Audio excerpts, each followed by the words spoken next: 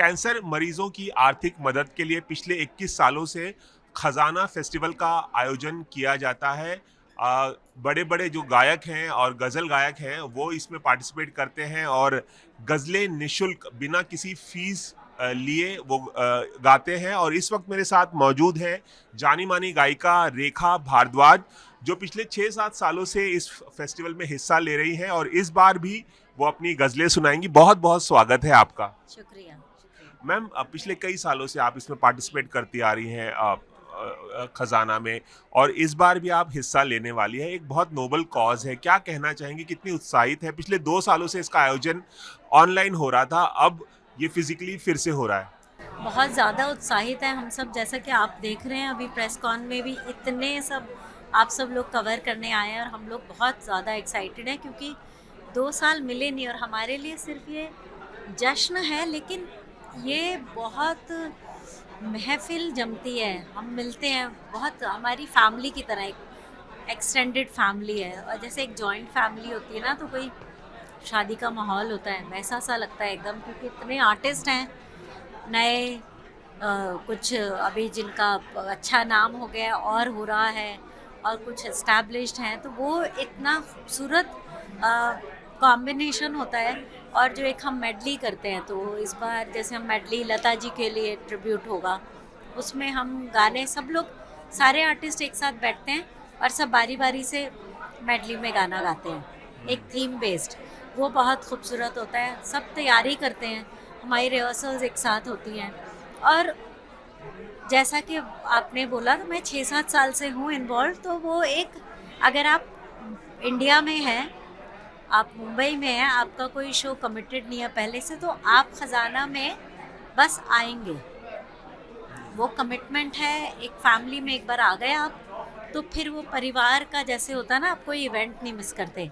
और online last year किया था, अच्छा गया, हमने तो मेहनत की, लेकिन सामने जब बैठे होते हैं आपको सुनने वाले और साथ साथ सुन के उनका रिएक्शन आता है, उसका आनंद अलग आता है। तो इस बार I am looking forward to that. Lata ji ने भी अपने दौर में कुछ बेहद चुनिंदा गज़लें गाई थी और जो काफ़ी लोकप्रिय भी हुई, और बड़े-बड़े संगीतकारों के लिए उन्होंने गाई थी, मदन मोहन से लेके तमाम संगीतकारों के लिए। उनकी कमी कितनी महसूस करने वाली हैं आप, और कैसे उन्हें आपने बताया ही कि मेडली उनके लिए परफ़ॉर्म करने जा रहे हैं। कैसे, कितना आप उन्हें मिस करेंगे इस बार? लता जी से उनका जो संगीत है, देखिए वो इतना है कि हम तो सारा दिन उसी में सराबोर रहते हैं, लेकिन एक फिज़िकल प्रेजेंस, ऑब्वियसली हम इंसान हैं, तो हमें उनकी ब्लेसिंग मिल जाती थी। बीच बीच में कभी फ़ोन पे बात हुई, लास्ट ईयर विशाल ने उनका गाना जो 26 साल बाद वॉइस थी उसको रीअरेंज करके और उनके जन्मदिन पे रिलीज़ किया था हमारे लेबल से, वीबी म्यूज़िक लेबल से, 28 सितंबर को। तो बड़ी लंबी बातचीत हुई थी उनकी। मेरे जन्मदिन पर मयूरेश वॉज सो ग्रेशियस कि उनसे बात हो जाती थी लता जी से, तो उनकी ब्लेसिंग मिलती थी। और उस लेवल पे तो बहुत मिस करेंगे, लेकिन सुकून ये है कि वो हमारे लिए, मतलब सारी ज़िंदगी के लिए हमें इतना संगीत दे गई हैं कि हम उस संगीत के सहारे अपना पूरा जीवन गुजार सकते हैं। जी, बिल्कुल, वो हमारी यादों में हमेशा रहेंगी, और उनकी जो आवाज़ है हमारे ज़हन में हमेशा गूंजती रहेगी। एक और सवाल मैं आपसे करना चाहता हूँ। भूपिंदर जी का निधन हाल ही में हुआ है। बहुत ही अच्छे उम्दा गज़ल गायक रहे हैं, बहुत चुनिंदा गज़लें गाईं, लेकिन बहुत ही अमेज़िंग गज़लें गाईं। उन्हें किस तरह से याद करना चाहेंगी? वो खज़ाना फेस्टिवल में हिस्सा नहीं ले पाएँगे, क्या कहना चाहेंगी? मैं तो बहुत इंतज़ार कर रही थी उनसे मिलने का। और दूसरा, मेरा जो बचपन का जो एसोसिएशन है, पहला था उनका एक भजन था, ये कबीर का, मोकू कहाँ ढूंढे रे बंदे। और मैं वो भजन सुबह सुबह वंदना प्रोग्राम में 6 बजे के टाइम में आता था, 6 से 6:30 बजे। तो मैं थोड़ी बड़ी हुई तो मैं वो भजन सुन के बहुत रोती रही हूँ। और जब मेरी मुलाकात उनसे मुंबई में हुई, तो मैंने पहले वो भजन का ज़िक्र किया, फ़िल्म के गानों का बाद में किया।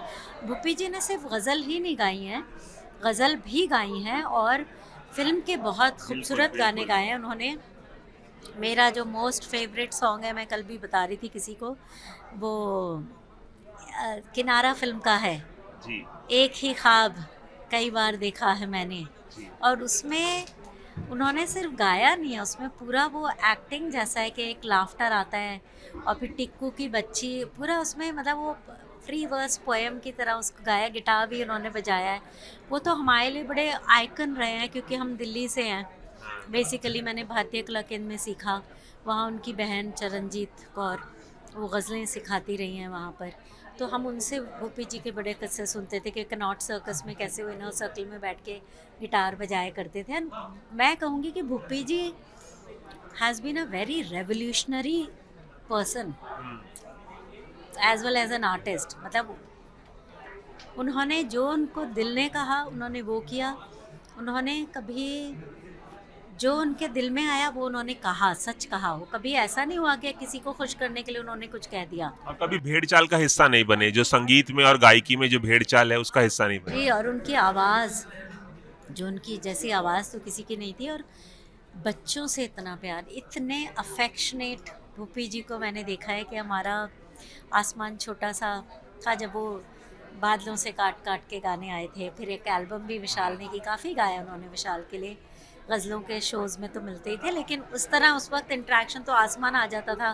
बैकपैक होता था तो बोलते बेटा ये उतरवाओ इसका, ये नहीं पहनना है, बच्चों के कंधे पे बोझा नहीं होना चाहिए, बच्चों को खुला छेड़ो, उनको खेलना चाहिए। तो वो रूप भी देखा है। तो वो भूपी जी मैं चाहूंगा कि भूपी जी से इतना क्लोज एसोसिएशन आपका और विशाल जी का रहा है, कोई उनका एक एक खास नगमा जो आप गुनगुनाना चाहेंगी उनकी याद में, अगर आपके लिए पॉसिबल हो तो। जी। आ, एक लाइन मुझे सिर्फ एकदम रैंडम याद आ रही है जो मैं गाना चाहूँगी। उसमें है, बाजरे की सिट्टों जैसे बेटे हो जवान, गुलजार साहब का गाना है। आई थिंक फिल्म का नाम मुझे याद नहीं आ रहा, मकान या रोटी ऐसे कुछ है। बहुत खूबसूरत गाना है। बेटे हो जवान तिनके का बस एक आशियाँ, थोड़ी सी ज़मीन थोड़ा आसमान, तिनके का बस एक आशियाँ, थोड़ी सी ज़मीन। मैं थोड़े से वो गाने बता रही हूँ शायद जो उसमें भी मुख्तलिफ थे उनके गानों में। बाकी दिल ढूंढता है तो हम कभी भी कितनी बार भी सुन सकते हैं। और करोगे याद। कौन से गाने बाजार में बिल्कुल, मतलब वो एक जो सोज है आवाज़ में, एक खिंचाव है। तो मतलब उनके गानों से तो आप बस रूह से गाते थे, सुकून मिलता है। रूह से गाते थे और रूह तक पहुंचती थी उनकी आवाज। चलिए एबीपी न्यूज़ से खास बातचीत करने के लिए रेखा जी आपका बहुत बहुत शुक्रिया। थैंक यू, शुक्रिया। कैमरामैन रवि पांचाल के साथ रवि जैन, एबीपी न्यूज़, मुंबई।